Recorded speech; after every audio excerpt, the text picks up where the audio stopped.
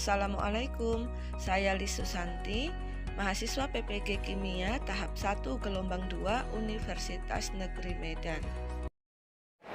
Assalamualaikum warahmatullahi wabarakatuh. Waalaikumsalam warahmatullahi wabarakatuh.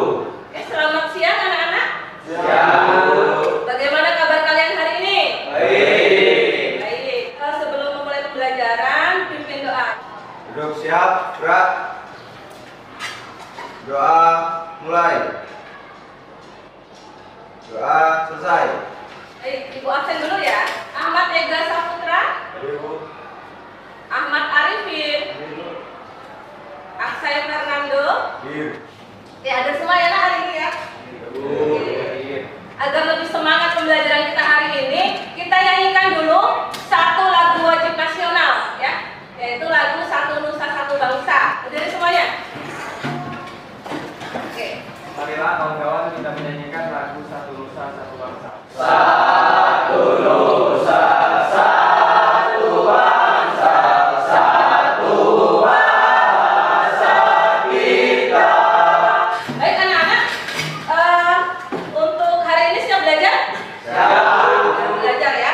Oke, kemarin sudah Ibu kirim materi pembelajaran ya melalui grup WA ya.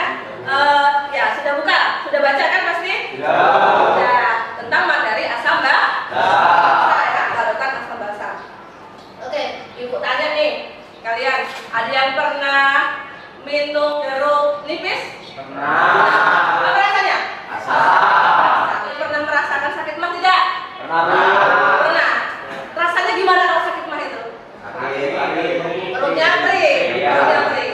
Kalau sakit mah tadi harus minum obat apa? Harus minum obat Roma.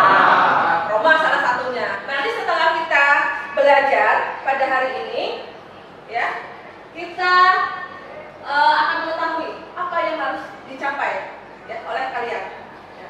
Yang pertama, setelah pembelajaran hari ini, kalian mampu memahami konsep asam basa menurut Arrhenius, Bronsted-Lowry, Lewis, dan konsep pH Larmor. Kemudian yang kedua, setelah pembelajaran, kalian itu mampu menuliskan persamaan reaksi asam basa sesuai dengan teori asam basa dengan benar. Ya, itu harus benar ya. Kemudian kalian juga diharapkan mampu melakukan praktikum asam basa dengan menggunakan indikator universal dan bahan-bahan yang ada di lingkungan sekitar kita dengan baik. Ini Ibu cek dulu nih, ini sudah duduk sesuai dengan kelompok yang Ibu bagi lewat grup? Perhatikan slide berikut. Nah, ini gambar apa ini?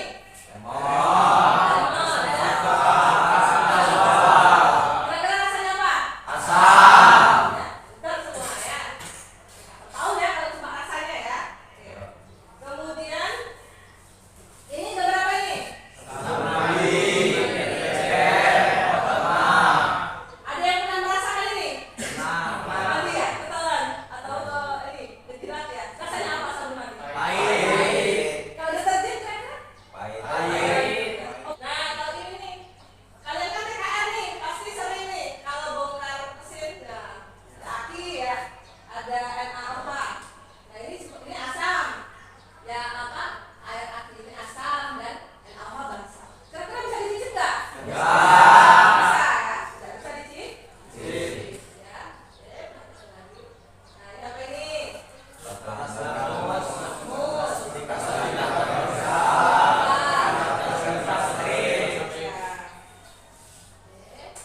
Kemudian, nah ini apa ini?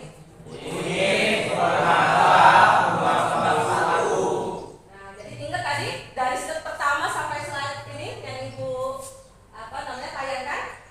Ingat. Nah, sekarang Ibu beri waktu untuk membuat pertanyaan. Bu, kelompok 2 ingin bertanya, Ya, silakan. apakah kita bisa mencicipi suatu zat untuk mengetahui sifat asam atau basa? Oke. Bentar, Bu. Ya, silakan. Bagaimana cara mengetahui sifat asam dan basa suatu zat atau larutan? Ya. Bu, kelompok 3 mau bertanya, Ya, silakan kelompok 3. apa perbedaan indikator alam dengan indikator kertas lakmus dengan indikator spesial. Oh, ya. Baik, ya pertanyaan kalian nanti akan terjawab ketika kita sudah melakukan pembelajaran pada hari ini. Jadi bagi SKPD-nya coba nih.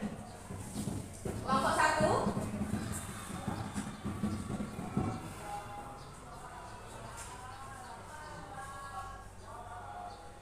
Kelompok 2. Ya, kelompok 2. Ditaruh di meja ya. Kelompok 3 ya. Oke. Sekarang kalian perhatikan yang ada di LKPD kalian. Pertama kalian harus baca petunjuknya dulu. Nah, jadi hari ini kita akan melakukan praktikum atau percobaan asam dan basa. Di situ ada percobaannya, ada tabel hasil pengamatannya, ada soal-soal yang harus kalian kerjakan. Ya, sudah siap? Ketua kelompoknya silakan ambil alat dan bahan. Ya.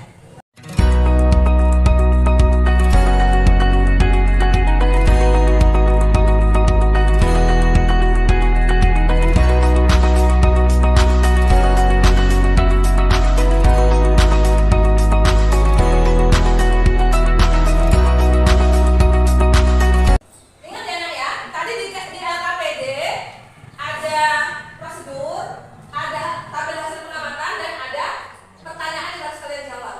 Jadi ibu beri waktu kalian untuk melakukan praktikum dan menjawab pertanyaan itu selama 40 menit. Jadi setelah kalian sudah memahami langkah-langkah pembelajarannya, silakan dimulai praktikum. Ya, hati-hati ya.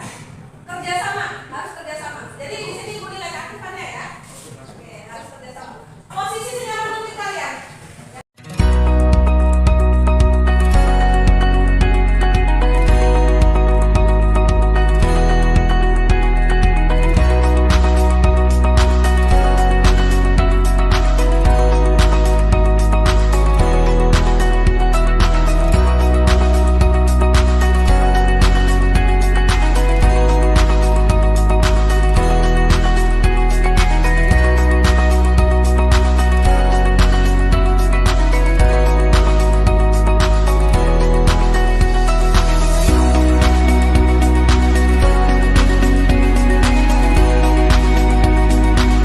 Oke, kelompok 2 sudah selesai melakukan praktikum. Datanya sudah ditulis semua? Kalau datanya sudah ditulis, untuk keterangannya dan menjawab LKPD-nya, kalian silahkan buka literatur, buku tadi ya, buku paket, kemudian bahan ajar, dan video yang sudah ibu share ya, untuk menjawab pertanyaan-pertanyaan itu. Setelah kalian membuat laporan, nanti kalian akan mempresentasikan hasil laporan kalian di depan. Ya, sudah siap semua? Boleh menggunakan PowerPoint, boleh membaca langsung ya dari hasil laporannya, ya boleh. Jadi siap untuk bikin laporan? Siap, Bu.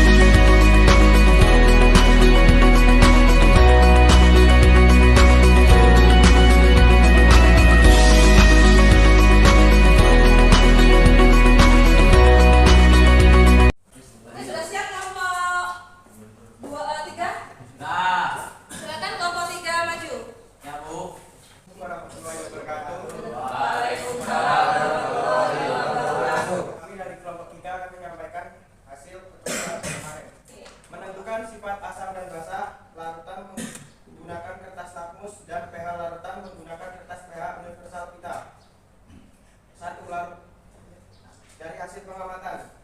Larutan NaOH lakmus merah menjadi biru, lakmus biru menjadi biru. Indikator universal pH larutan yaitu 11. Keterangan basah. Larutan HCl lakmus merah menjadi merah, lakmus biru menjadi merah. Indikator universal pH larutan 1. Keterangan asam. Yang bertanya. Ya, silakan. Pertanyaan dari kelompok 1 ya. Pertanyaan ke kelompok 3, silakan. Berdasarkan hasil kajian literatur selain indikator alami, indikator kertas lakmus dan indikator universal, adakah indikator yang bisa digunakan untuk identifikasi larutan asam basa? Jika ada, bukan. Ya. Ada atau tidak? Saya akan menjawab pertanyaan dari kelompok 1. Ya. Ada, yaitu indikator bahan kimia seperti metil, singa, metil merah, granismol biru, tenol-F, fenolftalin, dan lain-lain. Jadi bisa menggunakan indikator lain selain indikator alami tadi seperti yang sudah disebutkan oleh kelompok 3. Sekarang untuk kelompok 3. Assalamualaikum warahmatullahi wabarakatuh.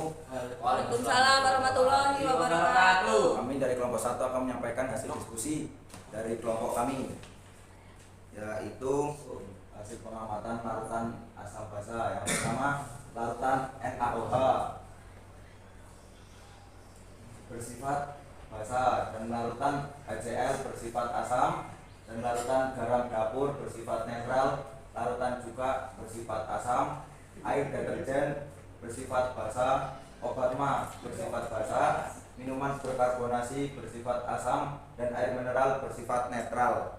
Pada percobaan pertama, larutan uji diidentifikasi menggunakan kertas lakmus merah dan lakmus biru.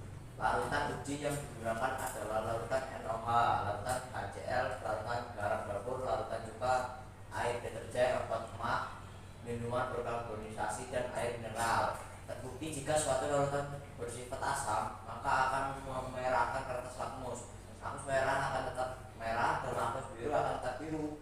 Jika suatu larutan bersifat basa, maka akan membirukan kertas lakmus. Lakmus merah menjadi biru dan lakmus biru tetap biru. Dan jika larutan bersifat netral, maka tidak mengubah warna kertas lakmus. Lakmus merah tetap merah dan lakmus biru tetap biru. Pada percobaan selanjutnya, larutan uji diidentifikasi menggunakan kertas indikator universal. Terbukti jika larutan yang bersifat asam akan menunjukkan pH kurang dari 7, larutan basa pH-nya lebih dari 7, dan larutan netral memiliki pH sama dengan 7. Sudah jelas? Jelas. Teman-temannya sudah jelas semua, jadi tidak ada yang bertanya ya? Ya. Baik, kita beri tepuk tangan untuk kelompok 1. Ya, untuk pembelajaran pada hari ini. Kelompok 1 tadi untuk memberikan kesimpulannya. Kesimpulan pada hukum pembelajaran hari ini adalah yang pertama, untuk mengetahui sifat asam dan basa suatu larutan dapat menggunakan indikator alami maupun indikator buatan. Ya. Yang kedua, kertas lakmus merah dan kertas lakmus biru akan berwarna merah dalam larutan asam, berwarna biru dalam larutan basa, dan tidak berubah warna dalam larutan netral. Berdasarkan hasil percobaan, larutan yang bersifat asam adalah larutan HCl, larutan cuka, dan minuman berkarbonasi. pH yang kurang dari 7.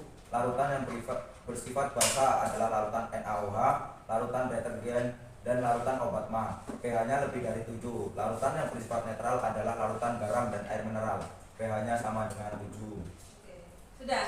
Nah, jadi itu kesimpulannya dari pembelajaran kita kemarin dan hari ini ya, hasil praktikum dan hasil diskusi dan presentasi kalian pada hari ini ya.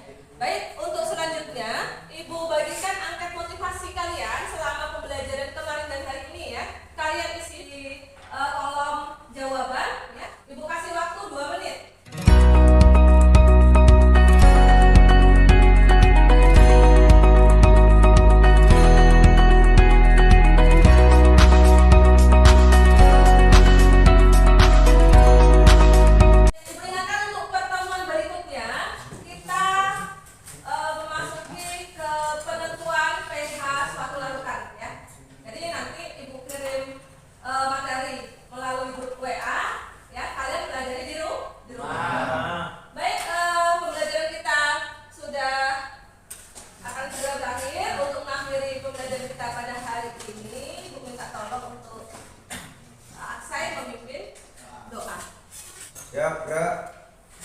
untuk mengakhiri pelajaran pada hari ini, baiknya baca doa dulu.